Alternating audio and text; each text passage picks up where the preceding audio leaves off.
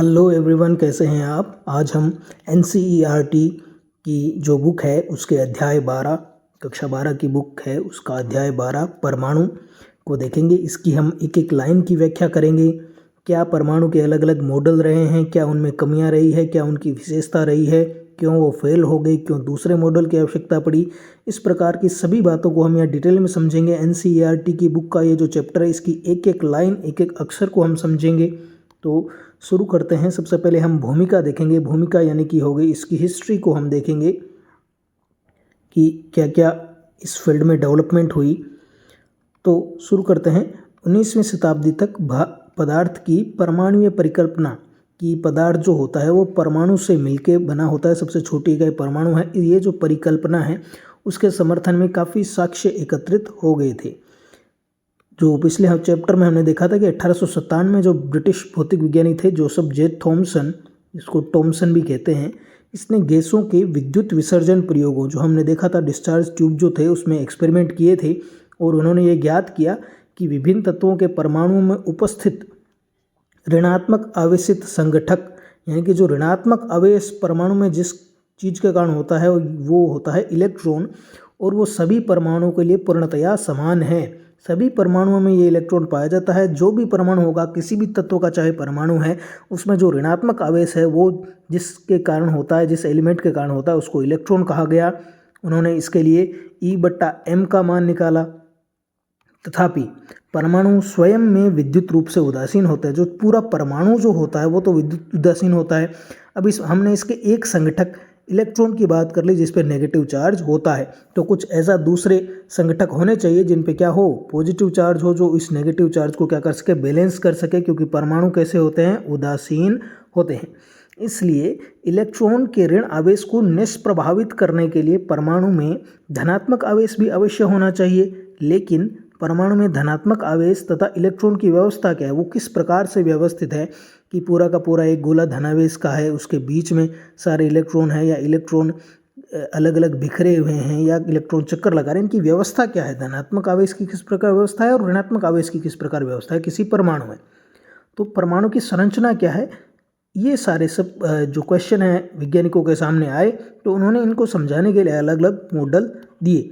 तो सबसे पहला मॉडल तो किसने दिया, थॉमसन ने ही दिया, जो कि एक साल बाद दिया। 1898 में जे थॉमसन ने परमाणु का पहला मॉडल प्रस्तावित किया।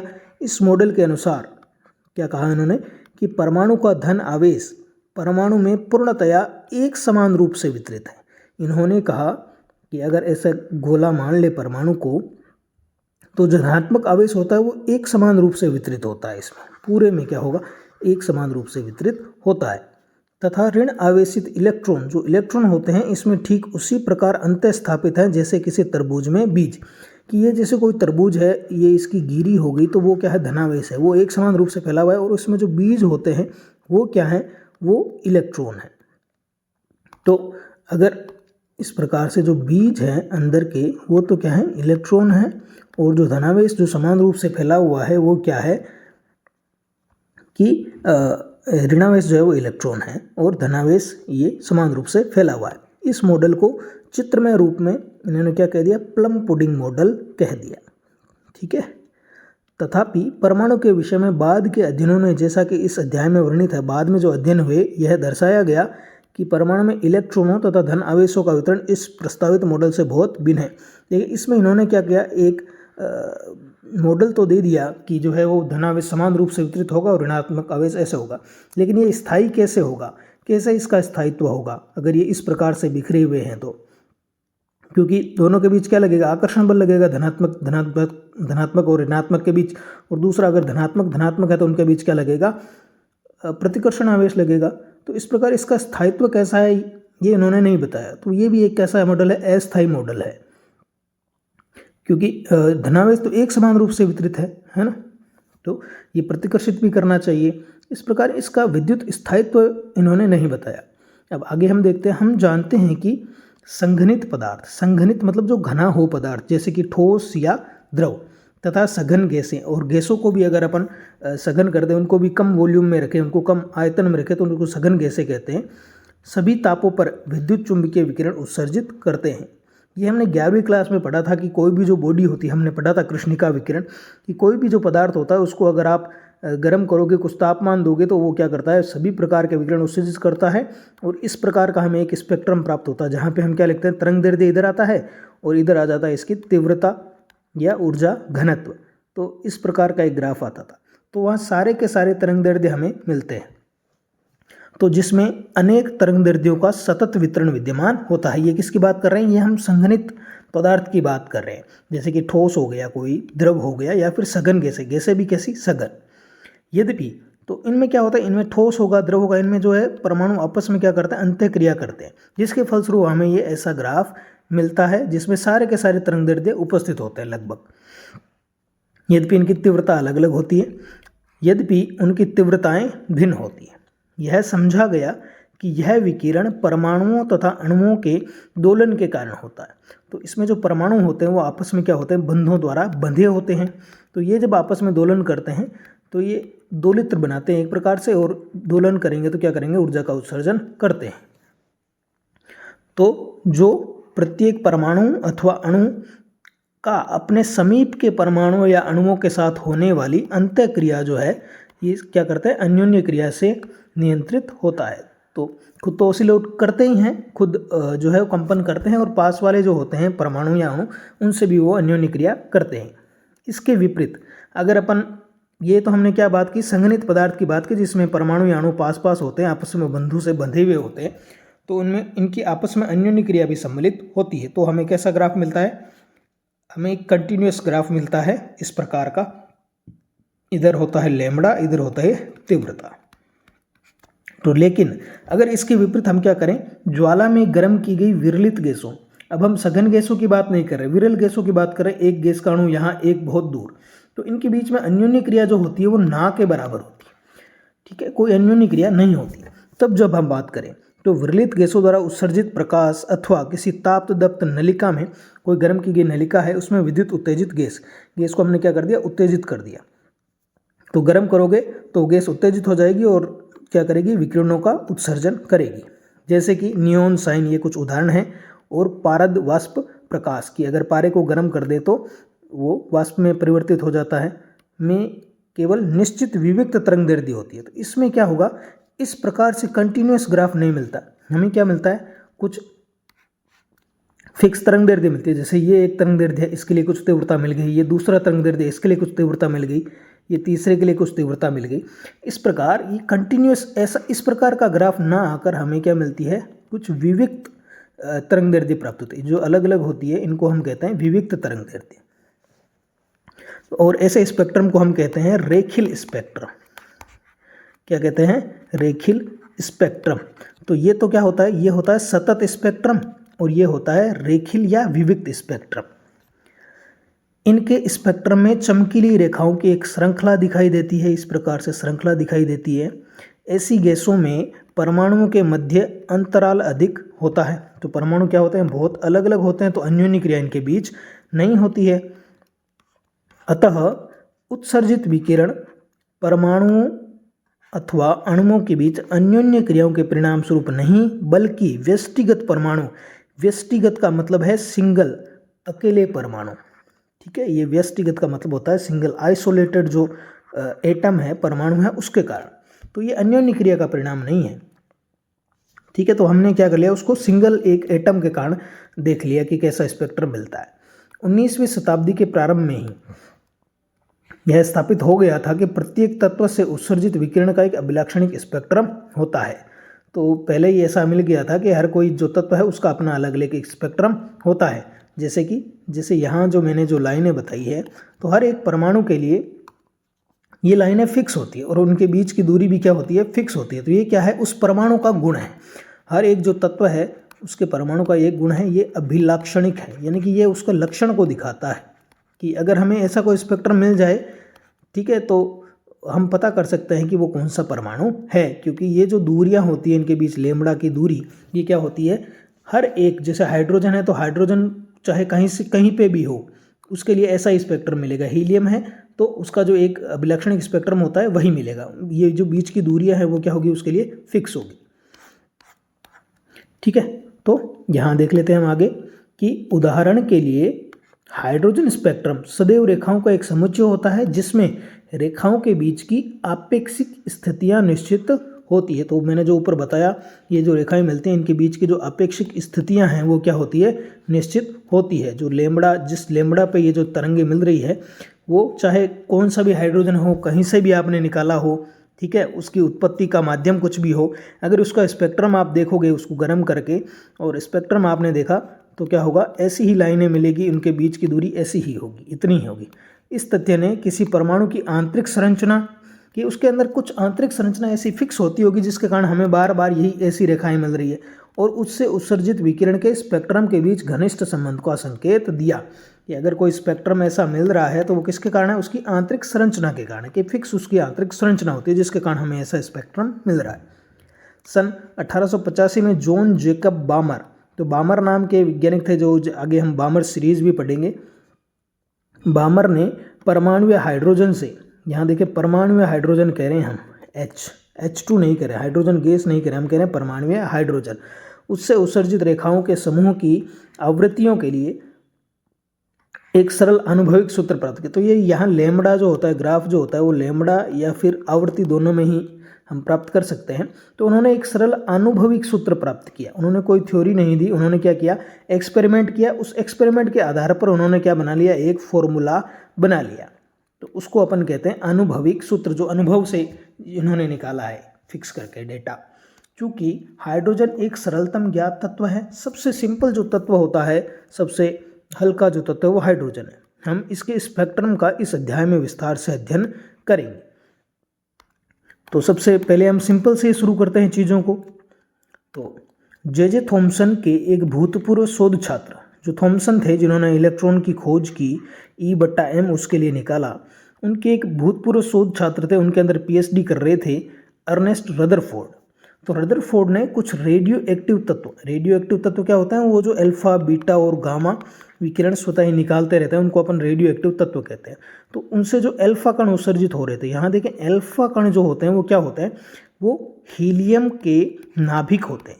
हीलियम नाभिक का क्या मतलब है भाई, हीलियम जो होता है उसमें 2 इलेक्ट्रॉन होते हैं, तो अगर उन 2 इलेक्ट्रॉनों को हम निकाल दें तो जो बचेगा वो क्या होता है, हीलियम का नाभिक होता है। तो यानी कि ये द्विधनावेशित हीलियम आयन होता है, ऐसा हम कह सकते हैं, क्योंकि 2 इलेक्ट्रॉन हमने निकाल दिए। तो जो अल्फा कण होता है उस पर एक प्रयोग करने में व्यस्त थे और परमाणु की संरचना का अन्वेषण करने के लिए उन्होंने सन 1906 में परमाणुओं द्वारा अल्फा कणों के प्रकीर्णन से संबंधित एक क्लासिकी प्रयोग प्रस्तावित किया। उन्होंने कहा कि भाई ऐसा एक प्रयोग हम कर सकते हैं, ऐसा प्रस्तावित किया उन्होंने कि ऐसा प्रयोग किया जा सकता है कि हम अल्फा कणों को क्या करें, किसी धातु है उसकी सतह पर गिराएं और उनका प्रकीर्णन को हम देखें, उसकी स्टडी करें, उससे हम क्या कर सकते हैं, पता कर सकते हैं कि अंदर है क्या चीज़। यह प्रयोग कुछ समय पश्चात 1911 में हैंस गाइगर तथा अर्नेस्ट मार्सडन, तो गाइगर और मार्सडन 2 20 वर्षीय छात्र थे। देखिए कितने कम आयु में उन्होंने कितना बड़ा काम किया। तो बड़ा काम करने के लिए ज़रूरी नहीं कि आपको अनुभव की आवश्यकता होगी, आपको बस मेहनत की ज़रूरत है और आपके अंदर तीव्र इच्छा शक्ति होनी चाहिए। तो जिन्होंने अभी स्नातक की उपाधि भी, उन्होंने BSc भी नहीं करी थी, ऐसा समझ लें, तो उन्होंने क्या किया, इसके परिणाम, उन्होंने एक्सपेरिमेंट किया इस पर और परिणामों की व्याख्या की, तो परमाणु के रदरफोर्ड के गृहीय मॉडल को जन्म दिया। तो उन्होंने जो एक्सपेरिमेंट किया, उसके जो प्रेक्षण आए, उनकी जब व्याख्या की उन्होंने, तो उन्होंने ये माना कि रदरफोर्ड ने जो प्रस्तावित किया था प्रयोग वो काफ़ी सही है और उसके आधार पर हम एक मॉडल दे सकते हैं। उसको नाम दिया रदरफोर्ड का गृहीय मॉडल।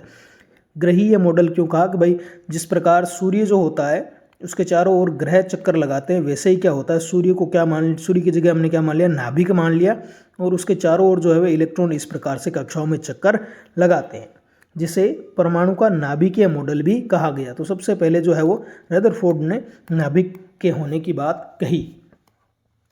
तो इसके अनुसार किसी परमाणु का कुल धनावेश, जो टोटल धनावेश होता है, तथा अधिकांश द्रव्यमान, मैक्सिमम जो द्रव्यमान होता है, वह सूक्ष्म आयतन में संकेंद्रित होता है। कि जितना भी जो है क्या है धनावेश है और जितना भी टोटल द्रव्यमान है, काफ़ी ज़्यादा द्रव्यमान जो है वो कहाँ पर है, एक छोटे से आयतन में केंद्रित है। तो इसका घनत्व क्या हो गया, बहुत ज़्यादा हो गया। नाभिक का घनत्व क्या होता है भाई, घनत्व बराबर होता है द्रव्यमान बट्टा आयतन। तो आयतन तो है कम और द्रव्यमान है ज़्यादा, तो घनत्व क्या हो गया, ज़्यादा हो गया। तो जिसे हम क्या कहते हैं, नाभिक कहते हैं। ये जो छोटे से आयतन में संपूर्ण धनावेश और द्रव्यमान केंद्रित है उसको कहते हैं नाभिक। और इसके चारों ओर इलेक्ट्रॉन उसी प्रकार परिक्रमा करते हैं जैसे सूर्य के चारों ओर क्या करते हैं, ग्रह परिक्रमा करते हैं। तो इस नाभिक के जो छोटा सा आयतन है उसके चारों ओर क्या कर रहे हैं, इलेक्ट्रॉन क्या कर रहे हैं, चक्कर लगा रहे हैं। ठीक ऐसे ही जैसे कि ग्रह लगाते हैं सूर्य के चारों ओर। और वर्तमान के जिस स्वरूप को हम जानते हैं, रदरफोर्ड का नाभिकीय मॉडल उस दिशा में एक बड़ा कदम था। तथापि इसके द्वारा यह व्याख्या नहीं की जा सकती। अब क्या क्या व्याख्या नहीं कर सकता कि परमाणु केवल विविक्त तरंगदैर्ध्य का प्रकाश ही क्यों उत्सर्जित करता है, कि इसका स्पेक्ट्रम जो है वो रेखीली क्यों होता है, कुछ विविक्त केवल तरंगदैर्ध्य ही हमें क्यों दिखाई देते हैं। हाइड्रोजन जैसा एक सरल परमाणु जिसमें एक इलेक्ट्रॉन तथा एक प्रोटॉन होता है, विशेष तरंगदैर्ध्य का एक जटिल स्पेक्ट्रम कैसे उत्सर्जित करता है। तो हाइड्रोजन जो होता है उसमें क्या होता है, एक तो प्रोटॉन होता है और एक क्या होता है, इलेक्ट्रॉन होता है। तो प्रोटॉन होता है नाभिक और उसके बाहर क्या करता है, एक इलेक्ट्रॉन चक्कर लगाता रहता है। ऐसे ये सबसे सिंपल संरचना है। अगर इलेक्ट्रॉन को हटा दोगे तो केवल क्या बचेगा, प्रोटॉन बचेगा। तो ये इतना सिंपल सा जो परमाणु है वो इतना जटिल स्पेक्ट्रम कैसे दे रहा है। परमाणु के क्लासिकी चित्रण में, जो पुराना जो हम चित्रण मानते हैं, जो क्लासिकी चित्रण मानते हैं तरंग वाला, उसमें इलेक्ट्रॉन जो क्लासिकी चित्रण है जो न्यूटन के नियमों से हम जानते हैं, उसमें कहा गया कि इलेक्ट्रॉन नाभिक के चारों ओर ठीक ऐसे ही परिक्रमा करता है जैसे कि सूर्य अर्थ की चारों ओर ग्रह परिक्रमा करते हैं। तथापि हम देखेंगे कि इस मॉडल को स्वीकार करने में कुछ गंभीर कठिनाइयाँ हैं। कि क्या क्या कठिनाइयाँ हैं उनके बारे में हम आगे देखेंगे।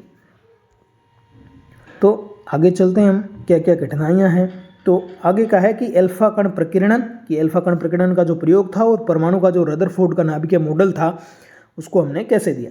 तो सन 1911 में रदरफोर्ड के सुझाव पर उन्होंने एक सुझाव दिया कि एक एक्सपेरिमेंट किया जा सकता है। तो गाइगर और मार्सडेन जो थे, जो 20 वर्षीय छात्र थे उस टाइम, उन्होंने कुछ प्रयोग किए। उनके द्वारा किए गए प्रयोग में क्या क्या प्रयोग किए देखे। पहले हम चित्र देख लेते हैं कि क्या प्रयोग किए उन्होंने। इस प्रकार का एक सिस्टम था कि यह जो था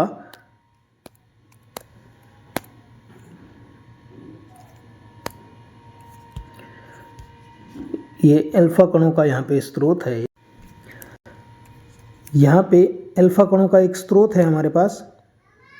ये जो है ये अल्फा कणों का स्रोत है और यहाँ जो है वो पर्दा लगाया है उन्होंने एक गोल। यहाँ पे उन्होंने क्या रख दिया, यहाँ पे उन्होंने जो है एक सोने का पन्नी रख दी, पतली, बहुत पतली पन्नी रख दी ताकि एक परमाणु ही आए इस पतली पन्नी में। तो क्या होगा, यहाँ से अल्फा कण निकल रहे थे, अल्फा कणों का स्रोत है ये। एक अल्फा कण निकले यहाँ से एक बीम के रूप में और यहाँ जाके गिरे और फिर क्या होगा, अलग अलग दिशाओं में क्या हो गए, प्रकीर्णित हो गए। तो उनको उन्होंने संख्या माप ली कि कितने जो हैं वो किस दिशा में गए। और अगर विस्तार से इसको देखना चाहें तो ये इसका चित्र है कि ये निर्वात है यहाँ पे तो, और ये अल्फा कणों का स्रोत है। ये लेड की ईंटें हैं। लेड क्या करता है कि इनको क्या कर लेता है, अवशोषित कर लेता है। जो बाहर जा रहे हैं उनको अवशोषित कर लेता है। केवल ये जो लाइन है यहाँ से केवल अल्फा कण गुजरेंगे, बाकी को ये क्या कर लेगी, लेड की ईंटें अवशोषित कर लेगी। तो हमें एक अल्फा किरणों का एक किरणपुंज मिल जाएगा, एक लाइन के रूप में मिल जाएगा। ठीक है, यहाँ हमने लगा दी क्या, पतली स्वर्ण की पन्नी लगा दी, एकदम बहुत पतली। फिर हमने देखा यहाँ पे क्या लगा दिया, हमने एक डिटेक्टर लगा दिया, संसूचक लगा दिया, ZNS का यहाँ पे पर्दा लगा दिया। ZNS क्या काम आता है कि जैसे ही इस पे अल्फा कण गिरेगा यहाँ पे एक चमकीली फ्लैश दिखेगी हमें, कि चमक दिखेगी। तो उस हिसाब से हम क्या कर सकते हैं, कैलकुलेट कर सकते हैं कि यहाँ पे एक जो है वो अल्फा कण आके गिरा है। तो अलग अलग कोण पर ये जो होगा इनको अपन माप सकते हैं कि किस कोण पर कितने अल्फा कण हमें मिले। ठीक है, तो अब इसको हम विस्तार से पढ़ लेते हैं कि ये क्या कहना चाह रहा है। देखिए कि जो प्रयोग था उसमें एक रेडियो एक्टिव स्रोत जो है बिस्मिथ का, उससे जो अल्फा कण निकल रहे हैं जिनकी ऊर्जा कितनी है 5.5 मेगा इलेक्ट्रॉन, और इस फैक्ट को आप याद भी कर सकते हैं। तो अल्फा कणों के पुंज को एक पतले स्वर्ण पन्नी पर दिष्ट करवाया गया। स्वर्ण पन्नी मतलब स्वर्ण की पतली परत। इस प्रयोग में व्यवस्थित चित्र को दर्शाया गया है। रेडियो एक्टिव स्रोत जो है ये वाला, उससे उत्सर्जित अल्फा कणों के एक पतले किरणपुंज को लेड की ईंटों के मध्य से गुजारकर संरेखित किया गया। जो लेड होता है वो बाकी सब जो दूसरी दिशा में जा रहे हैं उनको अवशोषित कर लेगा, केवल उनके बीच में जो जगह है ये वाली, वहाँ से केवल अल्फा कण गुजरेंगे। इस किरणपुंज का ये इतनी मोटी एक स्वर्ण पन्नी है, देखिए 2.1 मीटर, माइक्रोमीटर से भी छोटी है ये पन्नी। स्वर्ण पन्नी पर आघात कराया गया। प्रकीर्णित अल्फा कणों का विक्षेप मापने के लिए एक घूर्णी संसूचक का प्रयोग किया गया। एक घूर्णी मतलब जो घूम सके ऐसा संसूचक, ऐसा डिटेक्टर हमने प्रयोग किया, जिसमें एक जिंक सल्फाइड ZnS का पर्दा लगा हुआ है, एक सूक्ष्मदर्शी लगा हुआ